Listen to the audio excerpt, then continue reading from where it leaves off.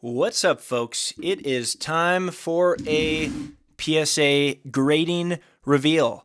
Submitted 33 cards way back in November. I'll go ahead and flash that timeline up of how long this one took under the value bulk submission. And we got 32 cards back today. I'll explain why we only got 32 back. No, I sent 33. Keep you on the edge of your seat. But this was a fun submission. Really focused, as I'll talk through these as I open them, of course, but on low population stuff. It's got a few personal collection cards. Most of this stuff is for resale purposes, and it will be live.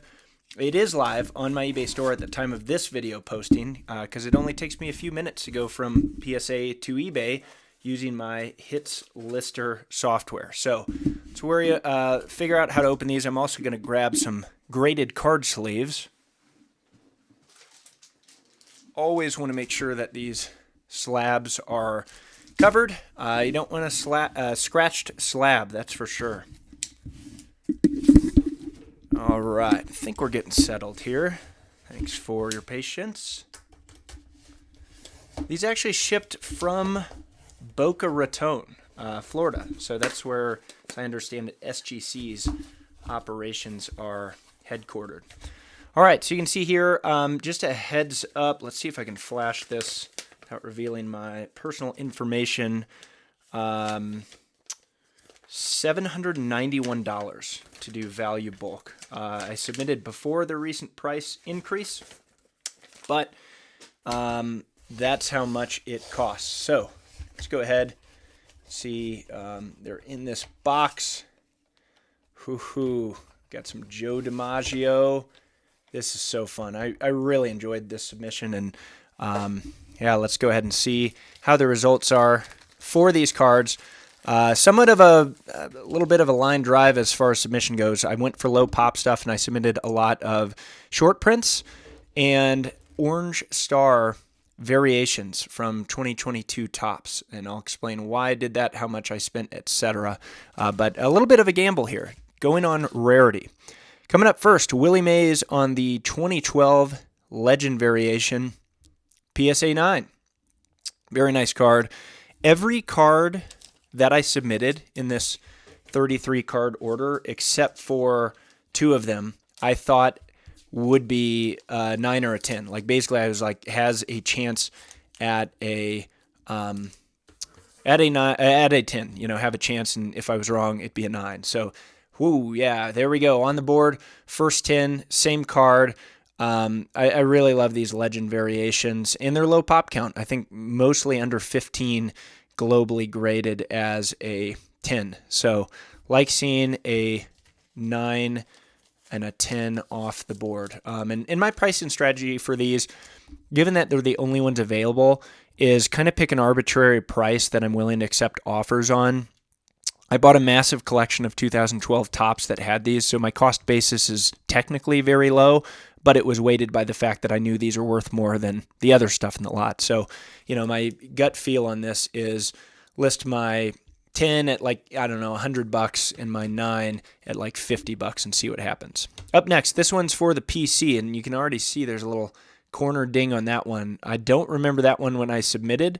Probably would have picked up on that. It's on the back, so maybe not as big of a deal, but this was one of the ones where I thought, you know, could go down into 8 territory. But yeah, that's kind of interesting. And they gave it a 9. So, all right, we'll take it. It is now encapsulated in 9 condition. This one's not for resale. This one is going to the Wainwright personal collection. So we'll take that. Didn't have the highest hopes. Didn't think I'd get a 10 on this one, and I did not. They've updated the grading standards, or so they say, so apparently it's harder to get 10s. Up next, this is a Population 1. We're jumping into our Orange Star parallels. If you're unfamiliar, in 2022 tops issued complete sets. At Walmart, you could potentially pull a complete set that was all parallels, and they offered gold stars, blue stars, and orange stars, which is what these look like. It's a 9. So complete set, orange star, Cal Raleigh rookie card. Probably wasn't a big rookie at the time when it released, but after a season last year, hot dog. People love Big Dumper, as they call him. Really nifty card. I thought this one was a little bit off center, left or right. So I wasn't expecting a 10. I'm perfectly fine with a 9. This is the only one graded by any company that I've seen. I've not seen this graded anywhere. These Orange Star Parallels have a stated print run of 99, according to Topps. That's what they say. And they're not serial numbered. So if you look at this card, there's no serial number on it, which has frustrated some buyers. I put a very clear description when I sell these to say it's not uniquely serial numbered. They say it's a print run of 99. But just think how many of these boxes have never been opened or have been opened by people who either don't know what they were or have no interest in reselling. So if you look online for how many of these Orange Star cards are available, in my time owning this and waiting the months and months to get grading back, never even seen a Cal Raleigh card, Orange Star, listed for sale. So that speaks to the scarcity of these. They're really rare. This is the only one graded. And so kind of like the short prints, which are low pop, I mean, I'm the only one who has a PSA graded copy of this. I'm going to list this at an aggressively high price and see if anyone knows ball and wants to take this one off my hands. So pop one, and that's going to be the story for most of these. Most of these I checked were only ones graded. A couple of these, like this Molina, 9. There we go. This Molina is graded, and the only grade out there is an 8. So this is technically a pop one. It's the only 9, and it is the highest graded one out there. Up next, really fun one. If you watched a video from a few months ago, I bought a complete top set, and it's coming back a 9. This card was only available in the factory complete set Cardinals edition in 2006. Was not a pack issued card. So if you want a Wainwright flagship Topps design, this is the card to get, and it could only be done in the complete set. So I bought that complete set, submitted it for grading. I thought the top to bottom centering looked a little off, so I was not expecting a 10 on this one. 9 is the highest I was hoping to get. Very, very pleased with this. Again, to the Waino collection, not for sale. Jumping to the short prints once again. Like I said, I love these legend short prints. Here's a horizontal card. Came back a 9 with Joe DiMaggio. I think those images are so cool. I'm not sure where they're from, if they're recolorized or anything like that, but just, great cards. It's an image variation because the original card, number 30, is an active player in 2012 Topps. I actually wish I should have looked up who that was. I don't remember who the active player is. That is card number 30. But we got another one coming up. Boom! Gem Mint 10, baby. Let's go. That's what we're hoping for. For these types of cards, there's a little bit of risk involved, especially on the resale value, because a 10, I should definitely be coming out ahead. A 9 really depends on people's interest. And we're back. Apologies. Quick interruption there, but back at it with the short prints. Ichiro, there's a 9. Love this dugout variation. Ichiro, of course, a very collectible player. So neat card there. 9 condition, solid. Not what we wanted. We always want 10s, but these days, hard to be truly satisfied all the time. But look at this. We do have a 10, so this is a fun one. We're going to carry on the high pricing strategy and see what offers or interest comes in on the Ichiro 10. Up next, the Great Bambi, the Sultan of SWAT. That's a vertical card, portrait orientation, in Gem Mint 10 condition. Love seeing that. All these that I bought, I mentioned, were part of this 2012 Topps lot, and they all came shipped to me in 9-page sleeves for binder. So very cool. Survived. Perfect condition. Here we go. This could be a big boy. Aaron Judge. Only one other one graded by PSA. The other one is a 10. This one is 10. Love that. Really curious to see what will happen with this one. I mean, Judge is in an upper stratosphere of card values. And so, I really don't know. It's really hard to price these. I mean, there's one other one graded. I don't even think that has a sale known for it. So second one graded, also a 10, card number 99, great image. Big fan of that one. While I'm opening this second box, I mentioned that only getting 32 cards back when I submitted 33. Well, why is that? That's because PSA sends offers for cards. I got offers, I think, on 5 of these cards, which mildly surprised me because a lot of these are like low or no pop. One of the offers I accepted, and it was the Orange Star PSA 10 of Miguel Cabrera. And that one, they offered me $108.62. It was, I think, based on the one sale known of that card being $150 on eBay. And I saw that, I contemplated, I considered, and I took it. I think that's a great deal. I mean, yeah, I'm making some money back. Sure, one sold months ago for $150, but what if that was the only buyer for Miguel Cabrera out there, right?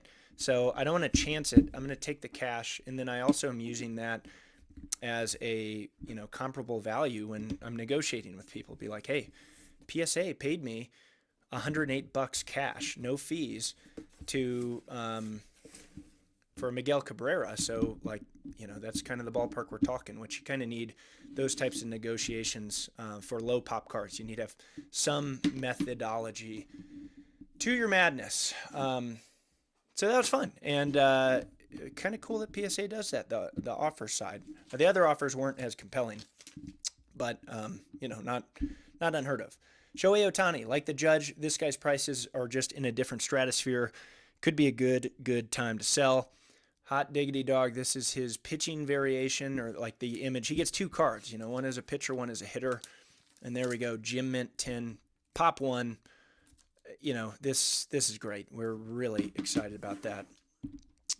Up next, a few Max Scherzer E-Tops cards. I submitted 3 of these, and when I looked at them, they all came from the encapsulation. If you're not familiar with, this is a 9, but with E-Tops, it's kind of like what Tops Now is. They weren't tied to packs, weren't tied to products. You could order them, and then they would have sometimes a variable print run. And I really like these. I think they're beautiful cards. And I thought, looking at them, they again were factory sealed in the case. I was thinking I might get 1/8, 1/9, and 1/10. They were all in the ballpark, but some minor surface things, which is common for these shiny chrome cards. And look at that. So there's a 9. We're right on one of my predictions. There's another 9. Another 9 for Mr. Scherzer. And finally, there's a 9. So 3 9s. Not the worst that could happen. I mean, these cards are 18 years old. Fun rookie card. It's kind of niche, though. I think I'll probably lose money on these for what I paid.